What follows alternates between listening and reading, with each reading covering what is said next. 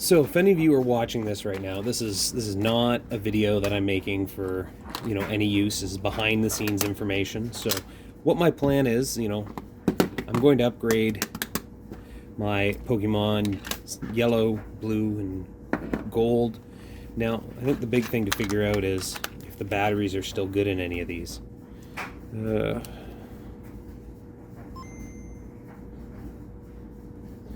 So I've got blue.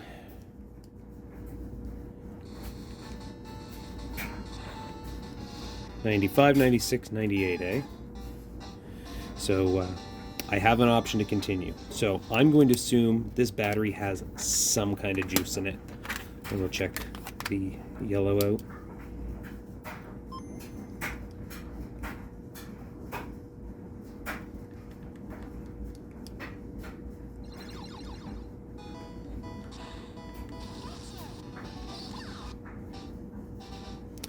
This one does not have the continue option, so I'm pretty sure that battery's depleted.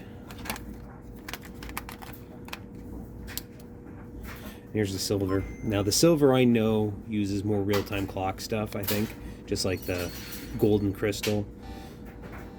And it doesn't have the continue option either, so I feel like this one's got dead batteries. You know what, let's open these up and check them out.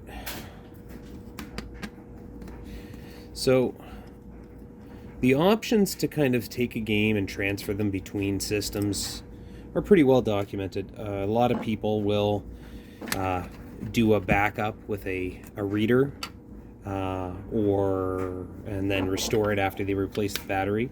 Now, what I've done in the past, and maybe I was foolish, I did this when I was younger, but I would put the game in a game system and turn it on, and then while the game was like on and running, I would change out the battery.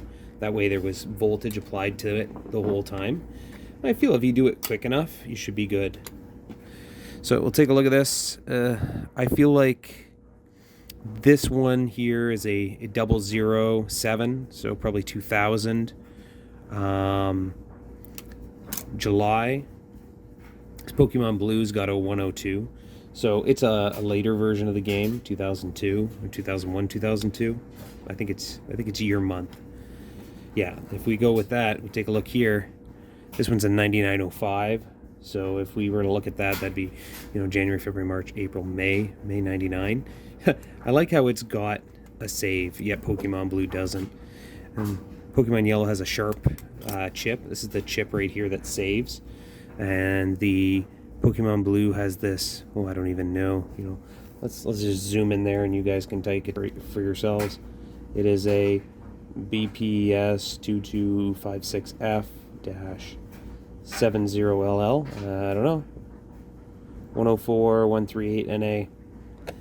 Maybe it's a less effective chip, but at the same time, I think the reason why it's worked so well is because you notice the blue's got a big battery, and the silver's got a big battery. Those are CR2025s, but the one in Pokemon Yellow is only a CR2016. If we take a look here, like, clearly there's a CR2025, there's a CR2016, and there's substantial difference in size there. Let's see if I can focus on that. Now I feel bad for making you look at that.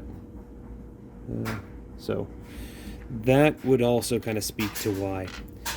So at least I know that, all three of them look good. Nothing's corroded inside.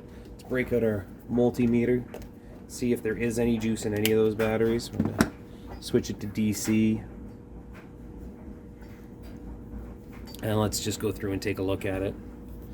So, negative, negative, positive, positive. So that battery literally has less than 0.3 volts. It's got 0.02. That's nothing. And then we'll take a look at the Pokemon Yellow. That one's got 0.3, which I feel like that should actually have a save on it. That's weird. Is there a way to delete saves from games? I don't know. And then we'll go to Pokemon Blue. We know this one actually does work. And yeah, that one has 2.8 volts, which is which is amazing from 2001. Now, does anyone think this is an aftermarket battery? I don't know. It looks pretty legitimate compared to the one in the Pokemon Silver. So I feel like it's just a really late version of the game. Looking on the front, I don't see any discerning marks. It's a little dirty. I see a stamp of 12 in there inside the image. There you go, 12. You guys can see it on the camera. So who knows? So what I often, like I said, what I used to do, and let me just go get an old Game Boy and I'll show you.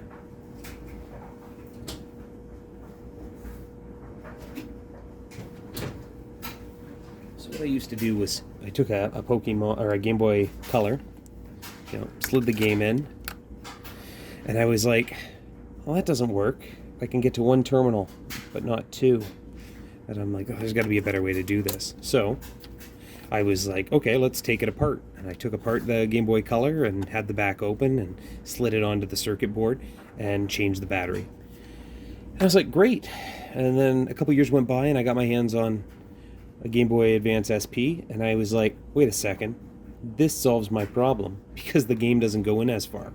So what I would do is slide it in, turn it on, go into a game,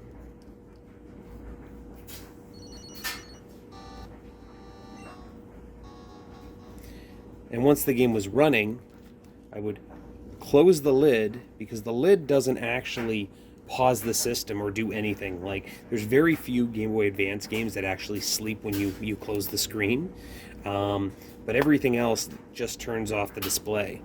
So right now there's voltage on the board. Now we knew that was low, so what I'm going to do is I'm just going to take my voltmeter,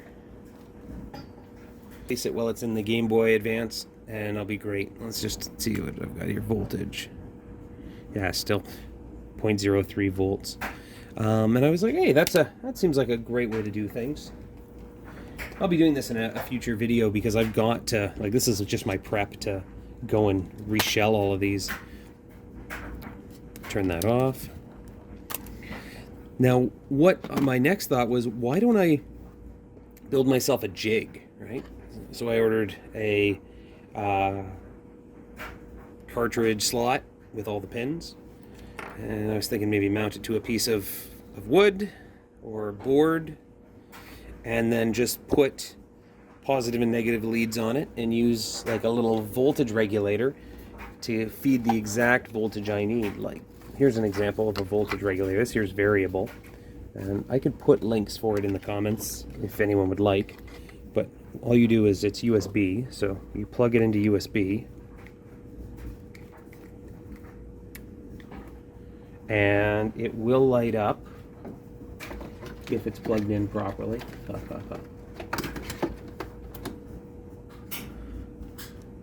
With the voltage on it. So we got 3 in, it's got a little dial here. Let's see if I can get on that. Focus, there we go.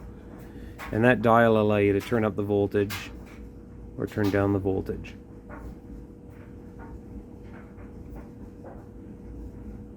So doing that,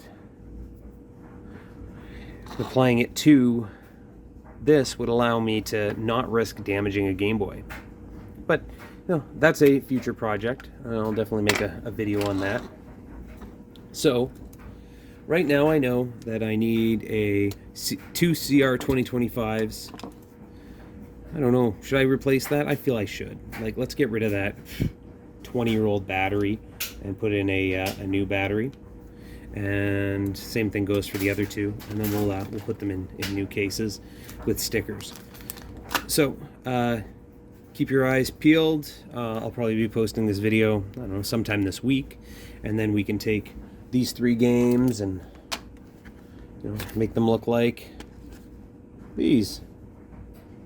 And of course we'll keep the old shells, as dirty and grimy as they may be,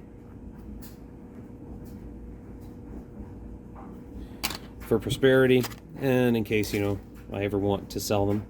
But I feel like having games like this will be nicer to keep in a cabinet.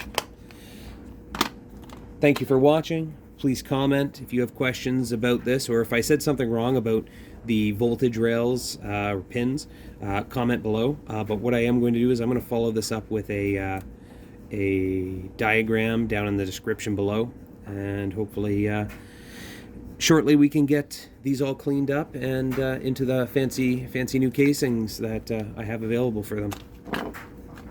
Perfect. Thank you for watching. Have a great day.